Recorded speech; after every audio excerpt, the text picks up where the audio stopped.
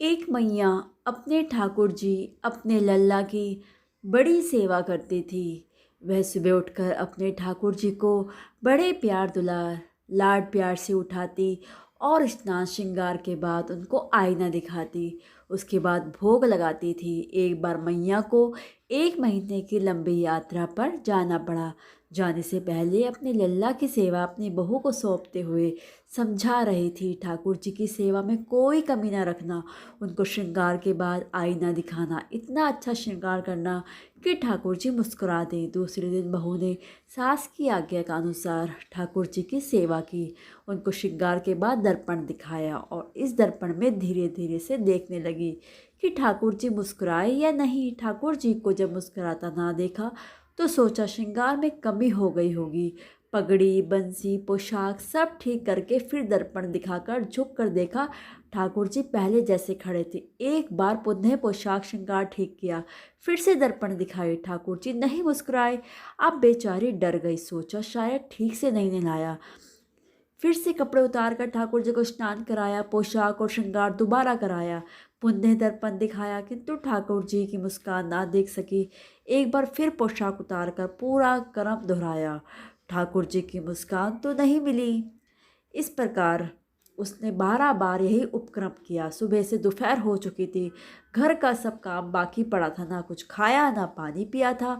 बहुत जोर की भूख और प्यास लगी थी, किंतु सास के आदेश की अवहेलना करने की उसकी हिम्मत नहीं थी। 13वीं बार उसने ठाकुर जी के वस्त्र उतारे, पुनः जल से स्नान कराया। ठाकुर जी सुबह से सर्दी के मौसम में स्नान करके तंग हो चुके थे। उन्हें भी जोर की भूख प्यास लगी थी। इस बार फिर से वस्त्र आभूषण पहना रहे थे, किंतु उनके मन में भी बड़ी दुविधा थी, क्या करूं। श्रृंगार के बाद आसन में विराज चुके थे। बहू ने दर्पण उठाया। ठाकुर जी ने निश्चय कर लिया था मुस्कान आने का। जैसे ही उसने दर्पण दिखाया और झुक कर बगल से देखने की चेष्टा की, श्याम सुंदर मुस्कुरा रहे थे। उनके मनमोहिनी हंसी देखकर बहू विस्मित हो गई, सारी दुनिया को भूल गई। थोड़ी देर में होश आने के बाद उसको लगा शायद मेरा भ्रम हो, ठाकुर जी तो हंसे नहीं। उसने पुनः दर्पण दिखाई। ठाकुर जी ने सोचा, प्यारे अगर भोजन पाना है तो मुस्कुराना पड़ेगा। वह पुनः ही मुस्कुराने लगे। ऐसी हंसी उसने पहले नहीं देखी थी। वह मंद हंसी उसके हृदय में बस गई थी। वह छवि को देखने का उसका बार बार मन हुआ। एक बार फिर उसने दर्पण दिखाया और ठाकुर जी को मुस्कुराना पड़ा। अब तुम्हारी खुशी के में फूले ना समाये। अब प्रेम से उसको भोग लगाया। अब और आरती के दिन की शेष सेवाएं भी की और रात्रि को शयन करवाया। अगले दिन पुण्य उसने पहली बार ही जैसे ठाकुर जी को स्नान कराया और वस्त्र आभूषण को पहनाकर सुंदर श्रृंगार करके आसन पर विराजमान किया और दर्पण दिखाई। ठाकुर जी कल की घटनाओं और भूख को याद किया।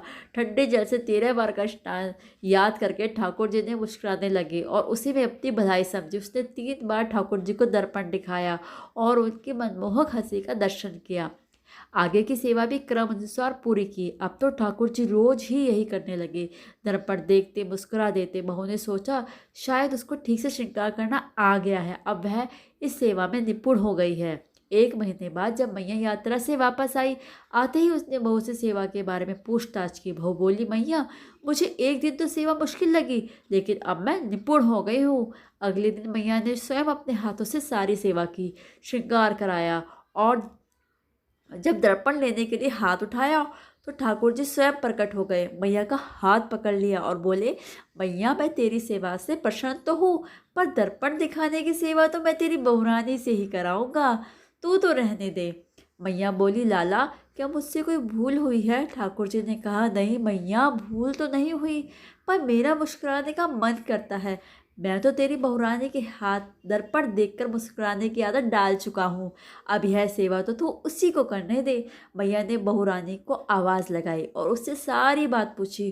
उन्होंने बड़े सहज भाव से सब बता दिया। हाँ, ऐसे ही रोज़ मुस्कुराते हैं, केवल पहले दिन समय लगा था। मैया बहुरानी की श्रद्धा और उसकी लगन और ठाकुर जी से दर्शन से अति प्रसन्न हो गए। उसे पता चल गया कि बहू ने ठाकुर जी को अपने प्रेम से पा लिया है। मैया रोज़ रोज़ ठाकुर जी की सेवा किया करती थी, लेकिन दर्पण दिखाने की सेवा उसने अपनी बहू को दे दी। अब दोनों बहुरानी और सास मिलकर ठाकुर जी की सेवा किया करते। अगर आपको ये कहानी अच्छी लगे तो आप कमेंट में ज़रूर राधे राधे लिखना और राधे राधे।